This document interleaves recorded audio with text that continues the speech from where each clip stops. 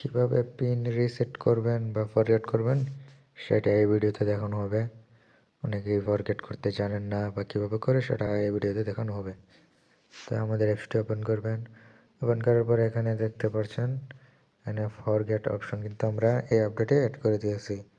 তো এখানে ক্লিক করবেন। ক্লিক করার পরে এখানে আপনার ইন্টার ডেভেলপার টোকেন, তো এখানে ডেভেলপার টোকেন আপনাদের দিতে হবে। তো এখানে ডেভেলপার টোকেনগুলো কোথায় পাবেন সেটা এখানে ফেসবুক আর টেলিগ্রাম দেওয়া আছে। তো এখানে যোগাযোগ করলে আপনারা টোকেন পেয়ে যাবেন। আমরা এই সিস্টেমটা করেছি কারণ শিশুর অনেকের গার্জিয়ান আছে যে তারা তাদের বাচ্চাদের নিরাপত্তার জন্য পিন সেট করে রাখে। সেক্ষেত্রে বাচ্চারা যাতে কোনোভাবে রিসেট না করতে পারে সেই জন্য ডেভেলপার টোকেন সিস্টেম করা হয়েছে।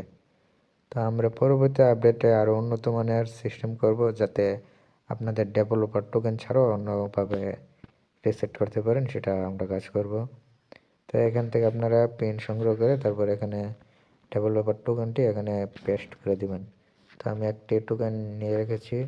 এখানে একটি টোকেন কিন্তু আপনারা একবার ইউজ করতে পারবেন। আর এখানে উপরে দেওয়াই আছে রুলস, তো আপনারা সেই রুলসটা পড়ে নেবেন ভালোভাবে। তারপরে এখানে ফরগেট পিনে ক্লিক করলে কিন্তু আমাদের পিন ফরগেট হয়ে যাবে। তো আমাদের এই পিনটি কাজ করছে না, তো আমরা অন্য একটি পিন ইউজ করব। অবশ্যই আপনার ইন্টারনেট কানেকশন থাকতে হবে। তো আমি আরেকটি পিন সংগ্রহ করে নিয়েছি, তো এই পিনটি আবার ইউজ করব। তো একটি পিন একবার ইউজ করা যাবে, আগের পিনটা আমি ইউজ করে ফেলেছিলাম তো ইউজ হয়নি। তো এখানে ক্লিক করার সাথে সাথে কিন্তু আমাদের পিন রিসেট হয়ে গেছে। তো এখানে আমাদের হোম পেজে এখানে চলে আসছে। তো আপনারা আবার চাইলে নতুন করে আপনারা এখান থেকে পিন সেট করতে পারেন। তো এই ছিল